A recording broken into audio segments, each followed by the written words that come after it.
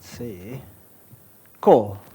And by the end of it, we'll hopefully get a sense of how the wave-like properties of matter allow us to build atoms, which are really the building blocks of nature that we have today.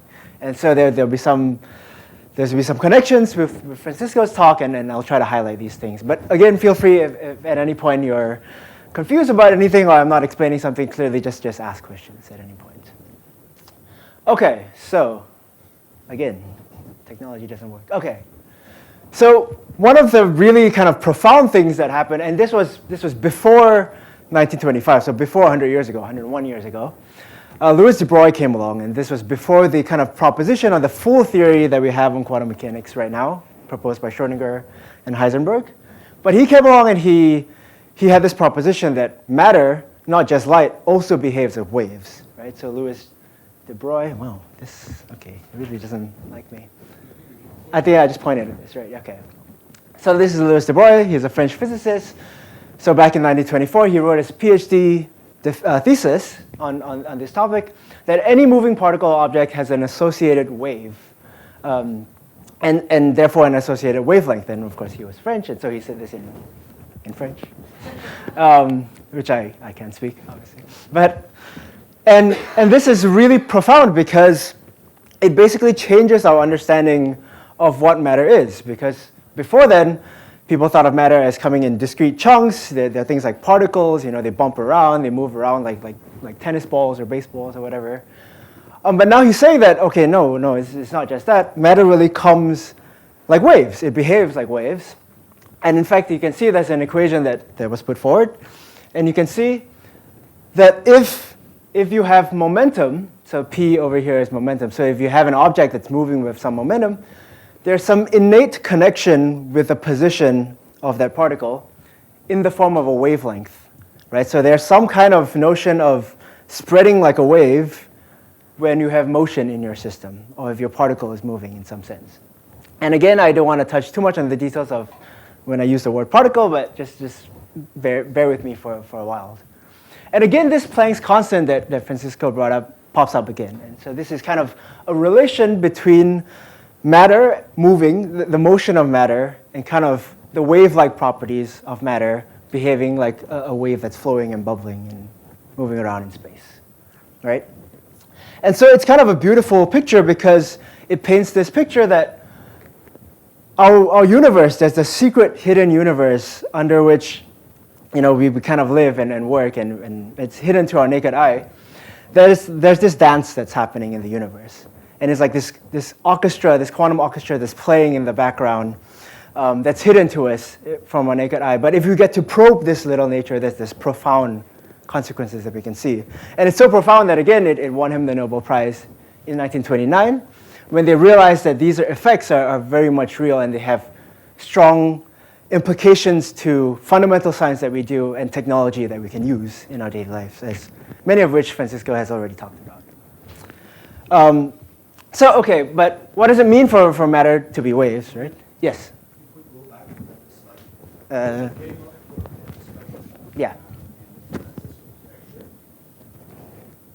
So, soccer ball is my favorite particle. Is a particle. But by looking at that equation, it should also be a wave, right? Why can we not see it? Okay, because you're jumping the gun here. I have this on my next slide. Oh. Sorry. I stole my thunder there.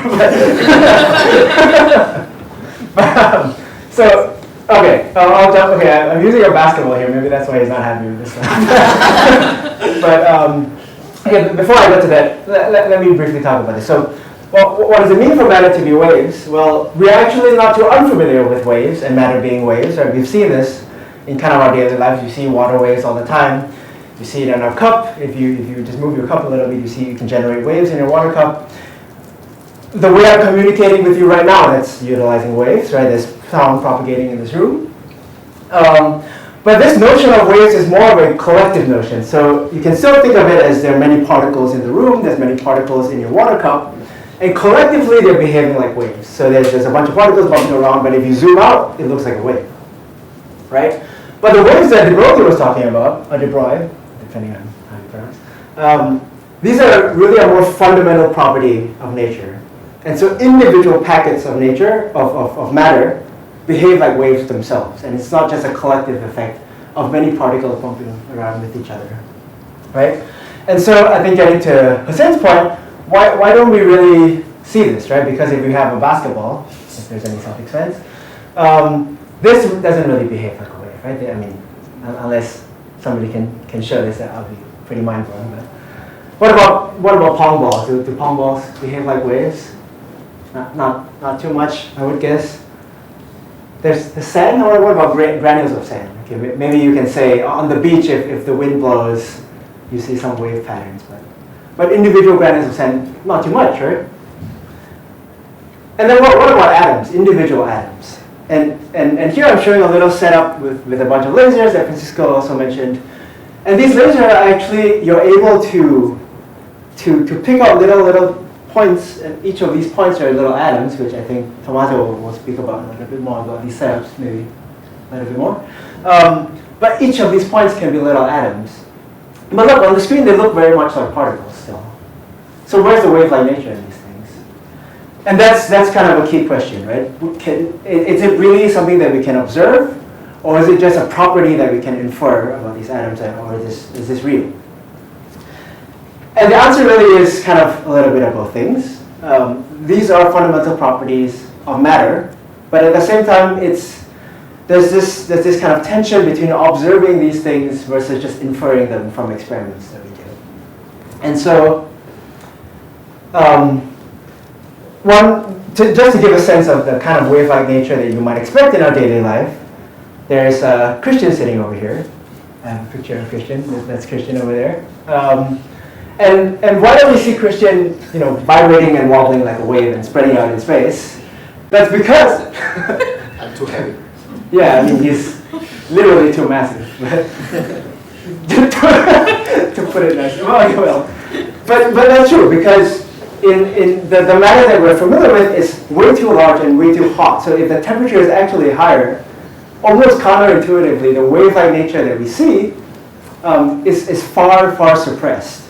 And in fact, if somebody were to try to measure the wavelength of Christian, say, it would be about 100 trillion of the size of an atom. And that's how small the wavelength of a macroscopic object like Christian would be. Yes? So that means like he'd have like a lot of energy though, right? He has a lot of energy. Is that like is that like rest energy, or is that like yeah, so you're kind of asking about this rest energy, like mass energy equivalence. Yeah, and that comes because we have such small wavelengths that we have.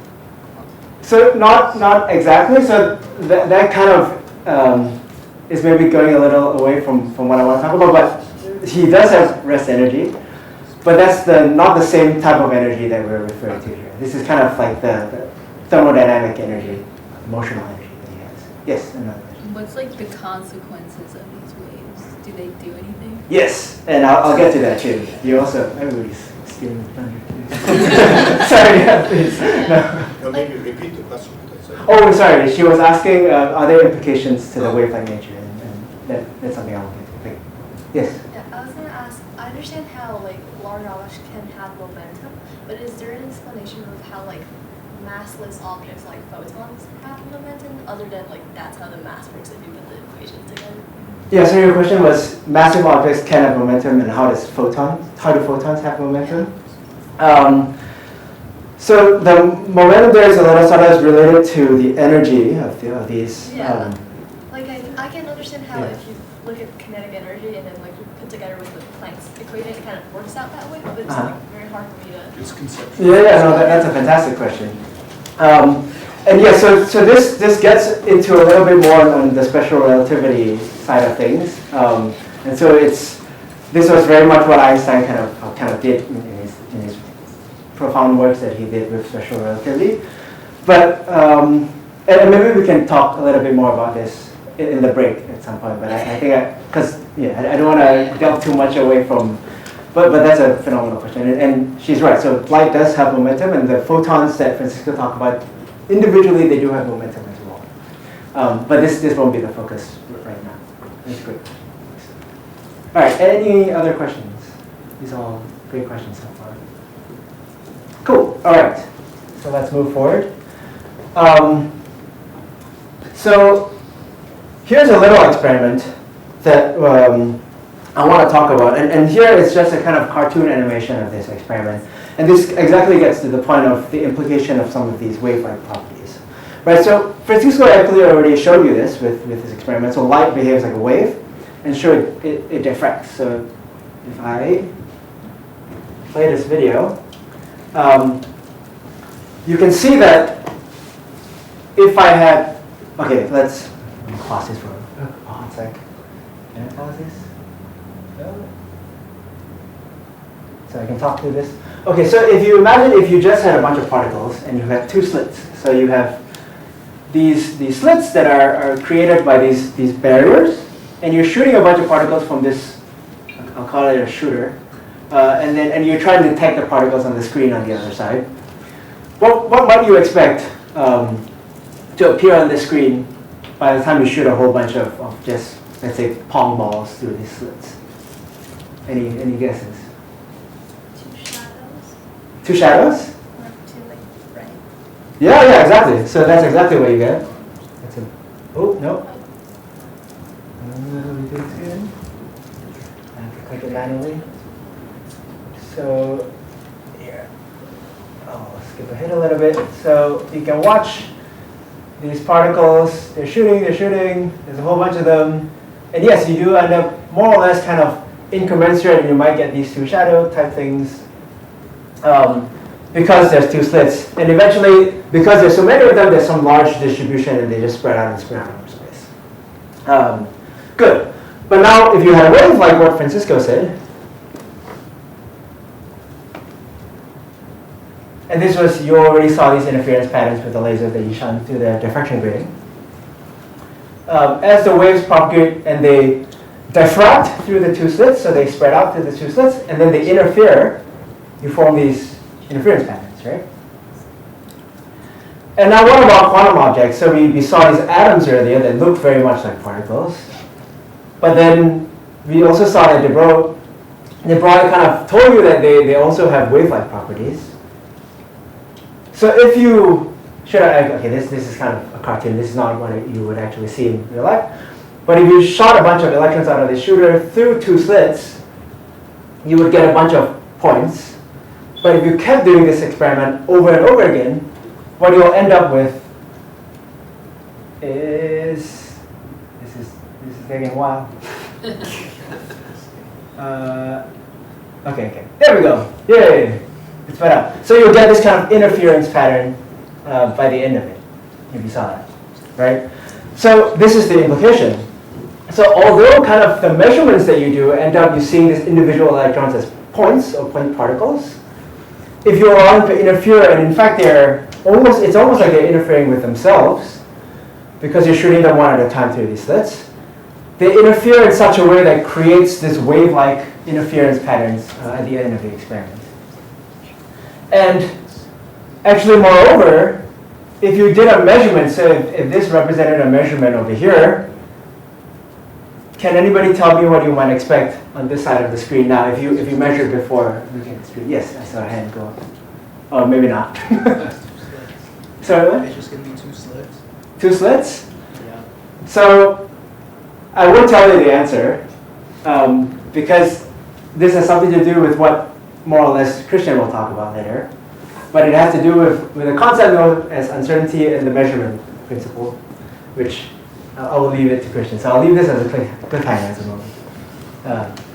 Although the video still has.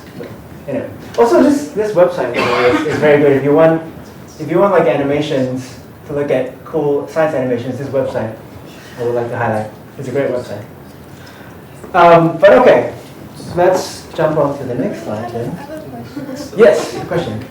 I'm confused why when you have like the big wave that's going through it, why it's like creating a frequency instead of just like splattering. like randomly. But by frequency, you mean like there's this interference pattern Yeah, on the the screen? interference pattern. And the wave you're referring to, these are the quantum objects or just the light? I think it's the quantum objects. Okay, so like why if you shoot a bunch of electrons which are supposedly point particles, why you get this interference Yeah. pattern? Yeah, and so that's because they're hiding their wave-like nature from an observer's eye. And that's kind of maybe a deeper question, but so maybe the way to say this is just what nature gives us. So even though every time we measure these electrons, we see them as point particles or little spots and dots on space, somehow when we do experiments like this, they have this property. They just have this wave-like property. And we can understand these things mathematically, and we have models for them, such as things like the Schrodinger equation. But this is still kind of almost very much still an open, maybe at the moment it's kind of philosophical, but this is kind of an open question of what are these waves? What are these waves fundamentally? You know how we've had a couple times this semester where you guys are like, but why? And my answer is because. We're at a because moment. Why is it like that? Yes. Yes.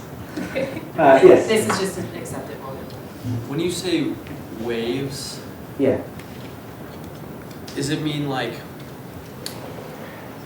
probability, like I can tell you know something. distributions? So, Like how one way I could understand waves is to say like if at any point you measure it, there's some chance that it'll be in a certain location, and you can represent that probabilities across a bunch of space with a wave. Is that sort of? yeah, so underlying this, that kind of is what underlines quantum mechanics as a mathematical theory. So what he was saying is he was asking, whether these waves are really kind of these waves of probability. So that are they this probability field almost that spreads out to space, and then at every point in space there's some probability that particles will be there? That's in practice what we do. So this operationally, this is how we understand it and how it's utilized in practice every day. But again, this kind of wave-like description, whether or not they're actual waves propagating around us and whether they're probability waves or not, this is kind of maybe a hand-wavy thing to say. And then maybe I won't comment any further about this. Yeah. But in practice, yes, that's kind of the idea. Yes? So in the previous demonstration when there were quantum objects, can you give a definition of like what quantum objects are? Yes, good. So, okay, also, technically, everything is a quantum Yeah, object. because that's what I was Yeah. But so when I refer to you here as quantum objects it's rather the kind of regimes that we exist in and we kind of do the experiments in that we can really probe the quantum nature of these objects. So in principle, yeah, all objects are quantum, but you can only kind of see these effects in certain contexts, in certain regimes. And that's what I mean by quantum objects. Like these properties are kind of very emphasized rather than other kind of macroscopic objects that we're familiar with. Yeah. Yes, another question. So I'm still confused as to why when we have the waves of the quantum objects we got the interference pattern, whereas like with the particles we just got two shots. Oh, you mean, so if we shot a bunch of pong balls, why they would just be a blotch? Yeah, because, so the intuition for the particle one is really, there's just kind of two holes through a wall, and you're just shooting a bunch of balls through these holes. And the balls can scatter all over the place, basically. They can hit the edge of one of the holes and bump up that way, bump up that way. And so over time, they will just smear out on the other side. Maybe you seem like maybe you have something more. I guess I thought we were thinking of waves in terms of particles, so then where's the difference between the two? Yes. So, right, okay, so this is this kind of duality that we're talking about. And the question was we were talking about waves in terms of particles and particles in terms of wave. Where's the difference, right? Yeah. Between these two things. And so, again, this depends on the context of which we do the measurements and also in which we kind of perform these experiments in. And that's the kind of cool thing about quantum mechanics. that these two things are, that is the cool thing. Both of these statements are simultaneously true, but depending on how we observe things, you might see different results. And this is a subtlety of quantum mechanics, and maybe we can talk more about this over the break to really flesh out the details, but this is kind of the tension that is in quantum mechanics. Yes? What is a wave? What is a wave? Yeah. That is the question. Well, okay, so when I refer to waves here, I really do mean about the kind of properties of waves. And so one of the properties is this interference effect. So the waves interfere. Another one is that waves have wavelengths. So they have some natural oscillation frequency associated to these waves. They can propagate through space. So really when I say waves here, I'm really referring to the properties of waves. But if you ask what is a wave, depending on what context, again, like you can have a water wave. That's an excitation of water, and you're exciting the water and you create a wave. There's also sound waves, which Francisco said earlier, you can move charges and you can excite, sorry, not sound waves, light waves. And you can move charges and you can excite light waves. And so maybe this kind of answers your question. So there are different types of waves on different mediums. And the wave here that I'm talking about is really a fundamental matter wave. And it's the properties that we're teasing out from the universe. Okay, can I just Yeah. in a much more simpler way? To me, a wave is just an oscillatory phenomenon. Okay, You yeah. can have it in matter, then you can have it in light, or... Okay. Yeah, so what Tommaso was saying is that fundamentally waves are just oscillatory phenomena. So they're just a particular phenomenon that's proving sense. Thank you. All right, so let me quickly move on. So the diffraction experiment for electrons was actually done by two physicists in 1927. So these are Davisson and Germer, and they did these experiments at Bell Labs. And I'm just going to give a very rough overview, and you can ask me details maybe after the talk. But so they have some sample where they heat up the sample so that they can actually emit electrons out of the sample. And they can accelerate those electrons onto a nickel target. And then they measure the scatter of those electrons off that nickel target. And actually, funny enough, the reason why they were using nickel is not too deep, but they were really actually just trying to study nickel at the time. But this is science, right? I mean, sometimes you play around with certain things and then you find other new things. And then you really you unmask the kind of nature of reality, which is kind of cool. But okay, so this is an experiment they do. And why nickel actually gives you a diffraction pattern is because secretly nickel is a solid, right? And the solid has a crystalline lattice of a bunch of atoms sitting on it. And so this lattice really acts as almost a diffraction gradient. So you have periodically spaced things sitting around, and you shoot electrons through it, and it scatters through this lattice, and it might interfere. If it's a wave, it would interfere, and you would see it on the movable detector that you have on the other side. And this is exactly what they say. So they ran the experiment, they moved this detector, and they collected a bunch of data, and you see this interference patterns of the electrons. So electrons really do behave like waves, and this was the first experiment done that was really showcasing this wave-like nature of matter, not just light. So I think that, to get to Pradyan's question, he and I spoke, that idea of it's an oscillation. I think the question is, what is oscillating? When you say matter has wave-like properties, right? I think what we're envisioning is if I have a wave-like property, am I going up and I'm not doing that. So where is the oscillation is the question, I think. You're actually doing it. Okay, right?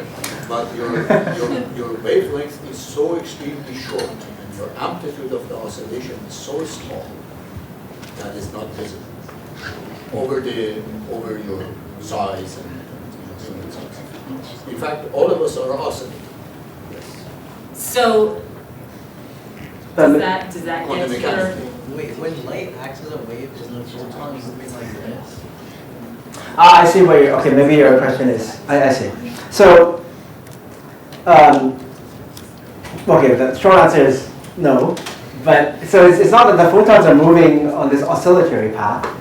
It's rather that they themselves have an associated frequency, which is related to the energy of the photon. And aside from kind of explaining that these are properties, the wave-like properties that we can understand mathematically, and we can understand from the intuition that if you throw away this notion of light as photons, that you just think about it as waves, this collective type nature.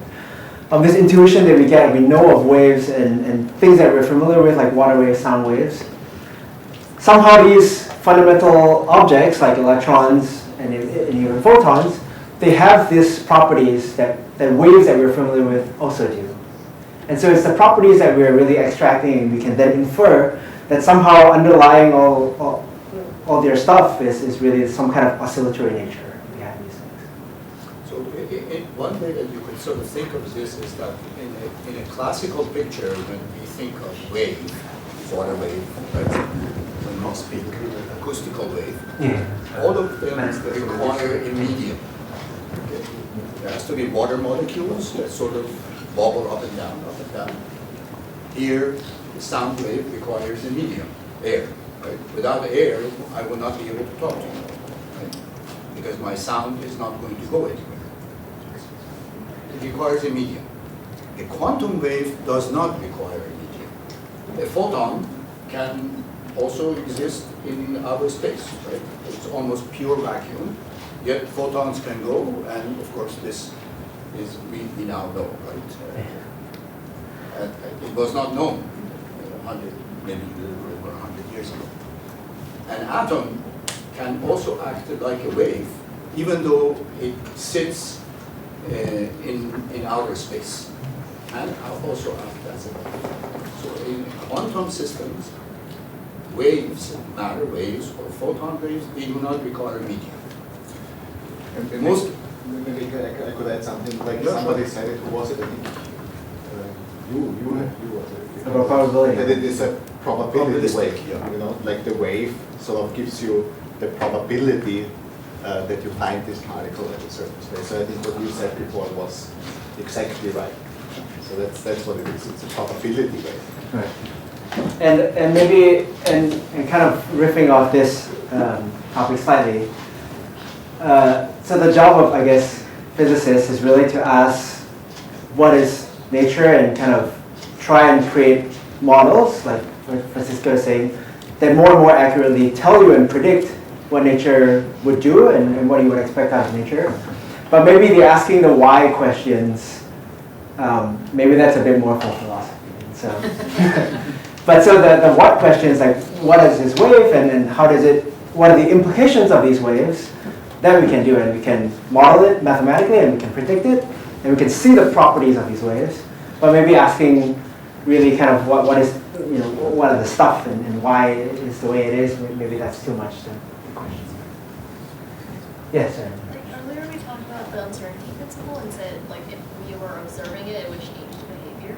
Why isn't this the case here? So it is the case technically, and so the question was, she's asking about the uncertainty principle, which I guess there's a lot of context in the room already that I didn't have to give, but, and Tricia will talk more about this later. Oh, gosh. And she's asking why we don't see the uncertainty principle in effect here. Actually, the fact that there are waves is the kind of uncertainty principle. So the uncertainty principle, so this wavelength is actually, you can think about it as a spreading out in space. So de Broglie had this equation where he related momentum and this wavelength. And you can think about this wavelength as if you know the momentum, so the momentum was given in the equation precisely, right? So you know momentum precisely, there would be some associated wavelength, some associated spreading out in space, which corresponds to an uncertainty of where the particle really is. And so this wave-like nature is, in fact, this Heisenberg uncertainty principle. And you get this interference because of Heisenberg uncertainty. All right, so maybe let me quickly move on. I do want to show something really cute that's maybe of context, and this pertains to the wave-like nature of matter. And this is the first that Hussein pulled up earlier today. And I won't say too much because I'll let him do the talking. And I hope there's sound, but okay. Okay, so he really talks about the wave-like nature of things. There's something to do with bosonic statistics. Maybe we don't have too much time to talk about this. I won the Nobel Prize in 2001 for making the world's coldest stuff. And it had been predicted 70 years before, 75 years before, by Einstein and Bose, an Indian scientist, but had never been seen because to see it you needed to have really low temperatures, and we couldn't make temperatures that low until 1995 when we could. We used lasers and magnets to cool down a gas so cold that the individual atoms inside the gas, instead of acting like particles, instead of acting like little pool balls bouncing off of the rails and falling into pockets, they started to act more and more like waves. Those waves overlapped one with another and it formed this sort of ultra cold jelly, goopy cold stuff, which was called a Bose-Einstein condensate. When we finally had the version that got to the necessary low temperatures and the condensate appeared, it was a miraculous sensation. It was really something. So yeah, this was a recent experiment. Well, recent, I say recent, but this is maybe 30 years ago now. Do you know who he is? As an alumni, he used to sit in the same sort of classrooms as you did. But his name, you know his name? Yeah, look, he actually gave a talk. He's actually when he visited CRLS. And he was an alumni. So 2007. You know. That's library public. Sorry. Oh, Cambridge Public Library. Yeah, exactly. All stuff that you're familiar with. So it's not too far removed, you know. From So no pressure. Yeah, so no pressure. Yeah. But yeah, so he shared the Nobel Prize in 2001 with these two other amazing scientists, one of which is at MIT here in Cambridge, Wolfgang Ketterle, for realizing this very macroscopic wave-like phenomena in atoms when you cool them down to extremely low temperatures. And the other little secret that was required in this is Bose statistics, where basically the types of these particles that they cool down want to be together. And so they wouldn't repel each other too far away. And so they can actually condense into this one uniform goopy stuff that he was describing. And I thought this was a little nice tidbit to see. And also the relation to your school. But okay, I don't want to hop on this for too long. But I do want to get how quantum mechanics, and really the word quantum comes from this notion of quantization. So making continuous things into discrete things. And I want to connect these wave-like properties of matter to quantization and really show you and give you a sense of how this happens and why quantum mechanics is the way it is to begin with. And so, very quickly, again, I use this analogy of guitar strings that Francisco was building up later. So if matter behaves like waves, what can we tell about how it jiggles, right? And so here's a little maybe slight pop quiz. Okay, imagine you have a string that's attached at two ends, like a guitar string, and you pluck it. We will know that that the behavior, the wave that is propagated on the string will behave like a sinusoid chip, right? And so if I know that the length of this box is L, and I know that the wavelength is related to this k, this wave number, by 2 pi over lambda, and you know that the sign has to vanish at 0 and at L, what does k have to be? Can you tell me anything about k? Apart from this, or rather, you know, can I write k in terms of L? Is the question. Yeah. L. No. No. What is L? The question. Inversely. 2 pi over L. 2 pi over L. Exactly. That's exactly correct. Right? And in fact, it's not just 2 pi over L, because as Francisco mentioned, you can pluck it to higher and higher strength, put in more and more energy, and in fact, it can be 2 pi over L times n, any integer n, right? And you can create these different packets of waves, as you already saw with what Francisco said. And this is essentially quantization. So the fact that matter behaves like waves And we can confine matter in particular spaces, either with lasers or just in rooms and things like this. The fact that there's confinement and the waves have to have boundary conditions, it gives you the fact that that matter is quantized. And this is where quantum mechanics draws its roots from. And in fact, there's more evidence that matter behaves like waves, because now that we know this relation to quantization, we actually can see that from light, from looking at light from stars, from looking at light from things that I'll show you in the demonstration, that we can tell that there is quantization in nature naturally. And we can see this in atomic spectra. And so, and I'll say what this is in a second, but essentially you can get signatures of quantization from looking at the stars and looking at light that comes out from distant galaxies, which is very appropriate because, again, we're in the Center for Astrophysics right now. And so here's a picture that nobody understands. I won't have too much, but the point of this picture is to say that there are already hints from really long ago. So I mean, this was 220 years ago, almost more than that. That William Hyde, this old scientist in the UK, he observed these dark lines in the light spectrum coming from the sun. So he looked at the light signatures coming from the sun, and he got it as a function of wavelength. And he saw that at certain values of wavelengths, there were dark dips in the spectrum. And they were discrete, right? So they came in little specific wavelengths. And then just like the diffraction grating that you used here, actually Joseph von Fraunhofer in this is in Germany, right? Yeah. Gotta defer to my colleagues here. He studied these lines with a little bit more detail with a diffraction grating, similar to one of these. And then later, Gustav Kirchhoff and Robert Bunsen, so you might know these names from like your Bunsen burners and your Kirchhoff's rule in circuits.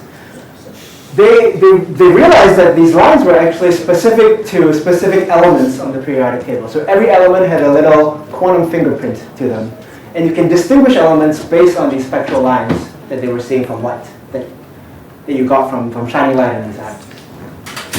And then you can actually write a formula. And this formula actually that was given in 1888, you can see that this is actually way before the invention of the Schrödinger equation in 1925. So they really came up with these empirical models to describe matter, although it wasn't the full picture, but this actually gave a really strong quantitative insight to the spectral lines of hydrogen. And I'm going to go over this maybe relatively quickly so I can get to the experiment eventually. But in essence, there are certain models of atoms, and we're building atoms from protons and electrons now.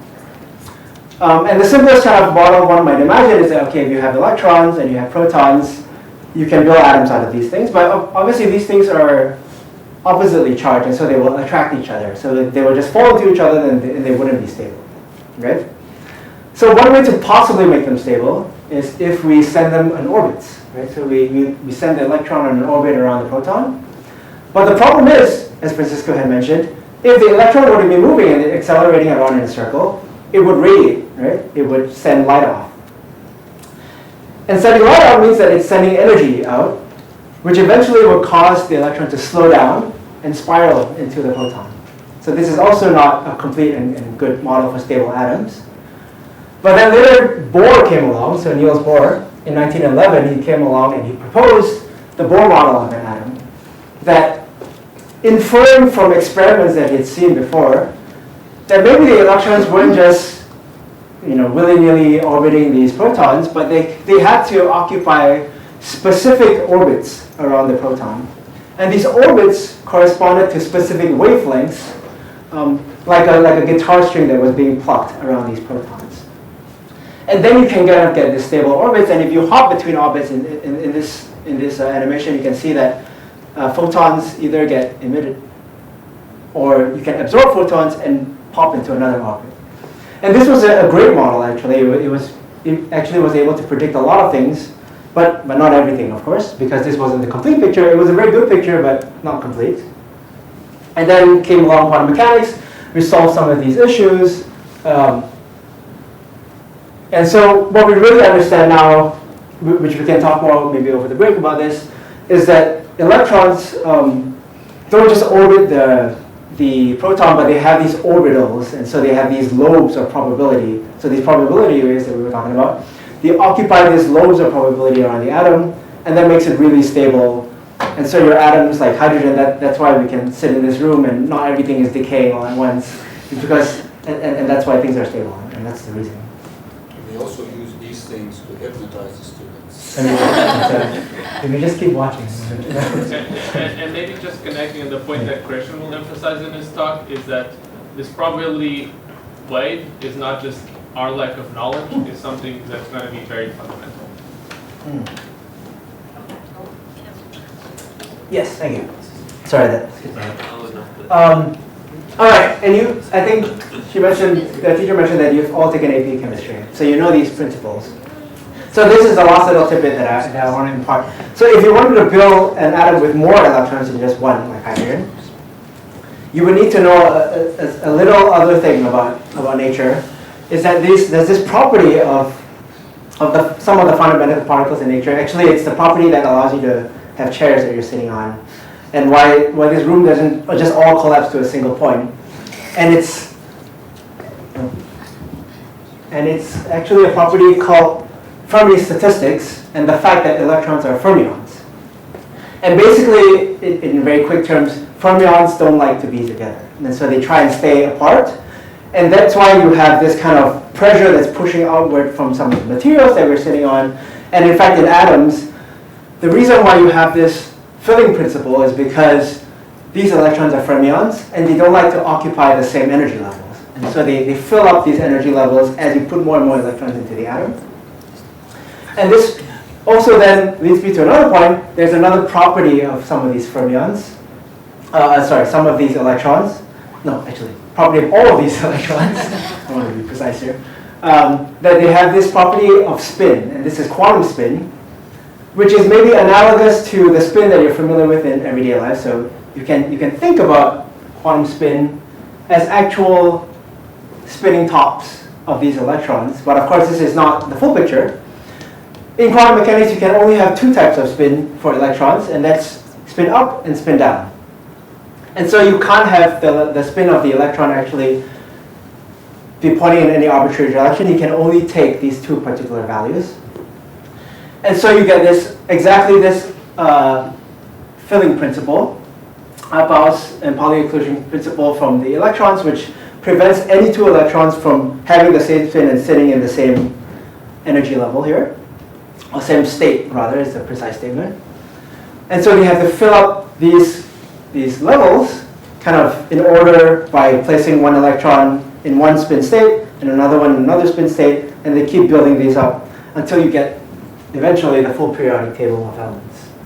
And this is how you kind of understand atoms, the building blocks of nature really, to come about.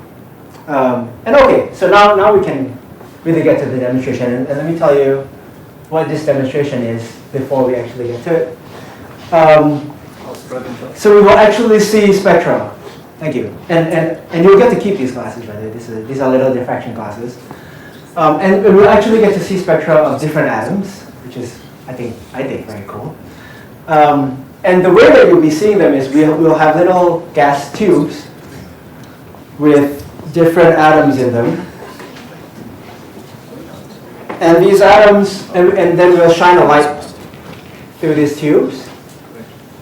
And because, as mentioned earlier, these atoms can only emit or absorb certain frequencies of light, these diffraction gratings will help you to see and resolve the individual wavelengths that these atoms can absorb and emit. So I will tell you guys, when I was an undergraduate student, I had a practical exam where I had to identify different elements based on the spectra. So yeah, pay attention. Just remember that it's going to be on an exam. Except we had to like put our head under like a black curtain to like look in. No, we did not have glasses. Oh really? Yeah. Oh, that's fun.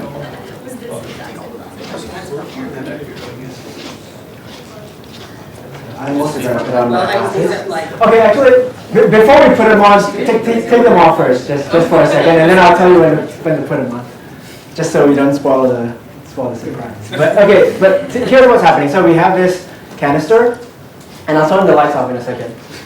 And it's a tube containing some form of gas. Here I'm actually using H2 as well, and we will see that this prism that's spreading out the light into different colors, that's the diffraction grating that you're wearing. And the screen over here, that's your eyes. So this is how we're going to recreate this experiment. And you'll see, you'll try and look at this tube later when I turn it on, and you'll see the spectra kind of off to the side a little bit. But you'll see these lines that pop up, and this is really the atomic spectra that you see. So let me turn on the lights. So I think Reuben is going to demonstrate this for you, and then we'll take a 15-minute break, at which time you can also go do these types of demos for yourself, including the diffractions, which Francisco. All right. So take off the glasses for a second. I'm going to turn this on, and then you'll just see that it's just a colored light. And now put on the glasses and look at it. And you can see that off to the side. Let me know if anybody can see this. I can see it. But you can see that off to the side that there are these colored lines that pop up. Right? Can you see that? Oh, I see it. You see off to the side of your eyes a little bit? They're little. They're very small. Yeah, they're very little. Yeah, keep it on. Can you see it? You have to reach the side. Yeah, it's off to the side. It's like, Oh, there's a I see a red. yeah, I can, Oh shit, I see. so there's like, So these one just turned blue. yeah, so there's like a red line, a bluish line, and a purple line. Oh, I see the purple. Yeah, it's like a... I can almost see like the faint outline of the whole spectrum in the back. Yeah. So that's the full black body spectrum. And then you can see this individual. Oh, you see the full thing? Yeah, wait, you can see the full thing and then you can see the highlighted one. Alright, so that's the signature of hydrogen H2 molecule. And I'm going to change this now and I'm going to show you. No, don't tell them which gas it is. Oh, okay. That's gas. Yeah, you can guess. This was H2? That was H2. Wait, why are you selling? Oh, yes. Thank you. Wait, can I? See how much? we're talking about 20 years ago. Yeah, that I cannot do. Well, I don't think I can. You have to go up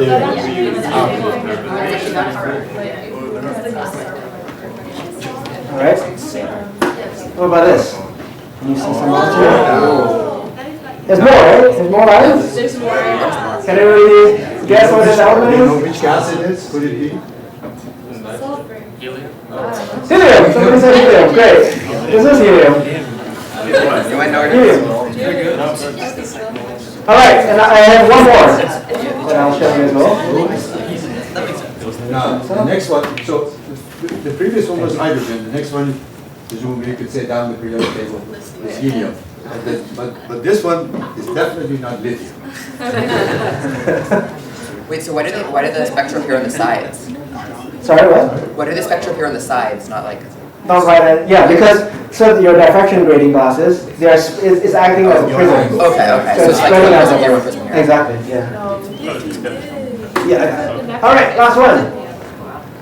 Whoa. This has a whole bunch of stuff. There's no blue. It's really dense. Yeah. So there is some blue, they're just really off to the side. What about purple? Yeah, maybe. It's too spread out. So the Alright, then. low frequency is really strong. Is it neon? Neon! Somebody said neon, wow. Looks like a neon. I wouldn't, in a million years, I wouldn't guess She this. did this yesterday. Why are there so many more lines? So, okay, so there are all these lines here. And actually, if you really study these things, some of them have little structures where, okay, you can't see Should me. I turn the, Yeah, sorry, yeah. no, should I turn the light back on? Please, please, yeah, that's right. So that I can actually, well, we will do it later more in the break. So, if you saw those lines, and actually if you have a really precise view of these lines, and you can see some of these lines actually start to split. So some of these lines look thicker, but if you have a very resolved image, some of them split. And this is exactly the splitting because there's two spin states in some of these energy lines. And this is a really cool phenomenon. But maybe that's a thing for some other time. Thank you. Thanks for listening. Thank you.